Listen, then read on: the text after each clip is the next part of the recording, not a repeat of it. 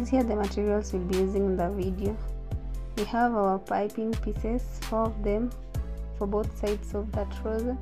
Now I have made my dart. I measured 3.5 inches from the waistline, and I've measured 4.5 inches for the back pocket. As you are seeing, guys, now what I'll do is to put the trouser piece on top of the cotton, and this is the easiest way to make the back pocket. Just put them together like this, yeah, and after making sure everything is well and settled, I'll take my piping piece, put it on top of the line, the marked line, then I'll stitch from the marked point to the other point. I don't want my stitch to go beyond the marked point, and that's the secret.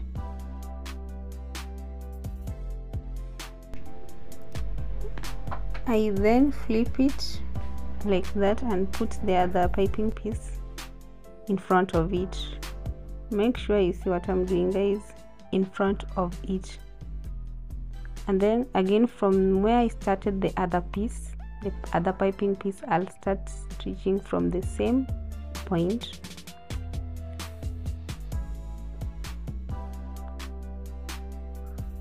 and all the way to the other point.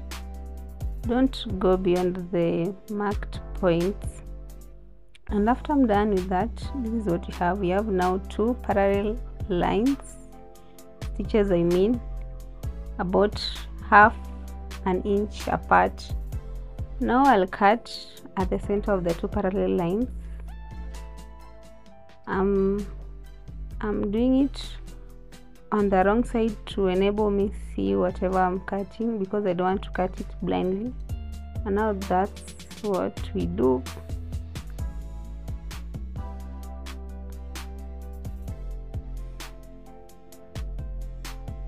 I'll just cut it gently,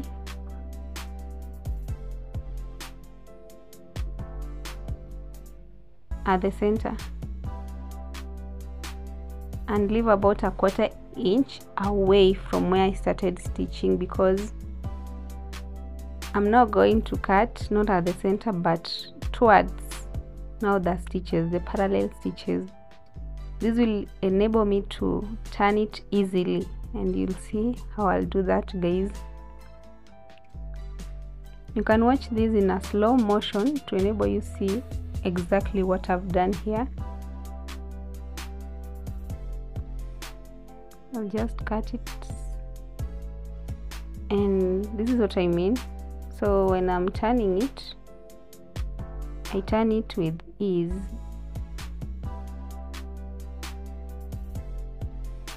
Look at that.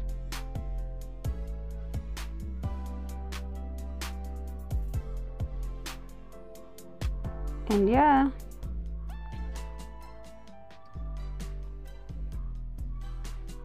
it's starting to look like a back pocket.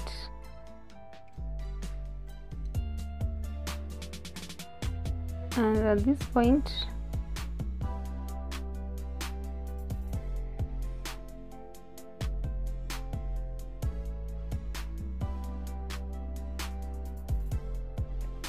I'm going to pin down that with straight stitches also. I hope you guys have seen what I've done up to this point.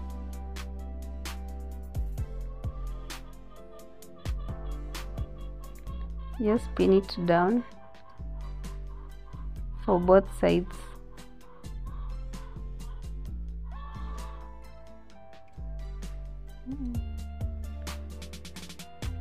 Like that,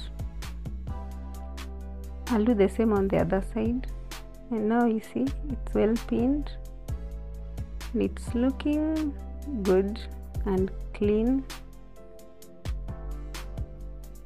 You do the same on this other part.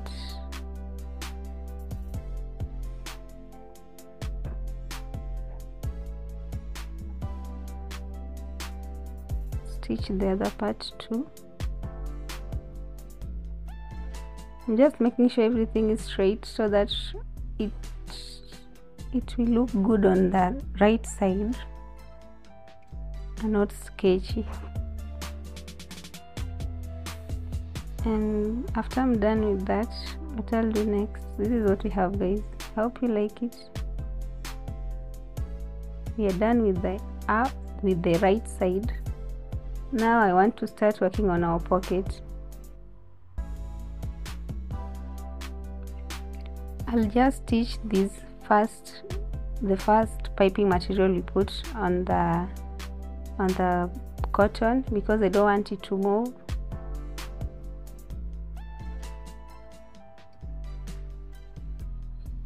After stitching it, guys, follow keenly what I'm doing. After I'm done,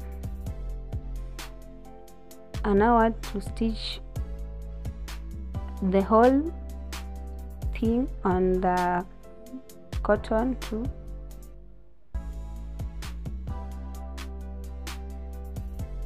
And this is how it's done.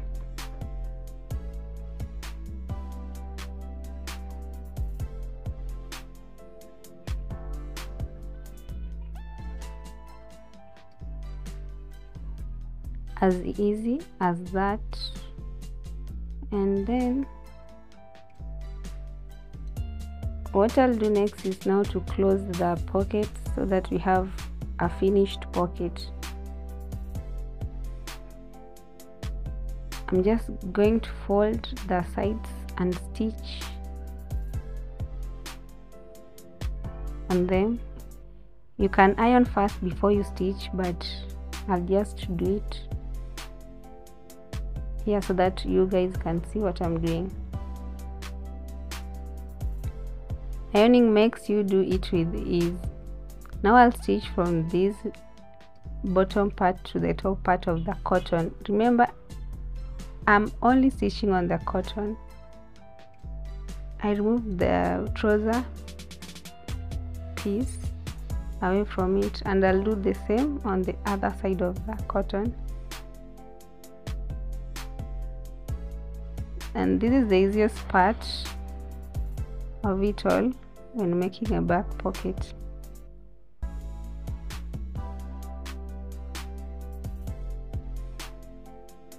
And after I'm done with that, this is what I do.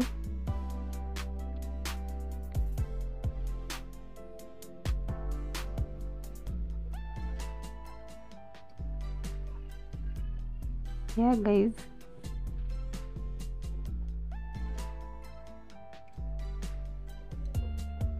And that's all about the back pockets. I hope you all enjoyed and have learned something about how to make these welt pockets, double welt pockets. Kindly subscribe, guys.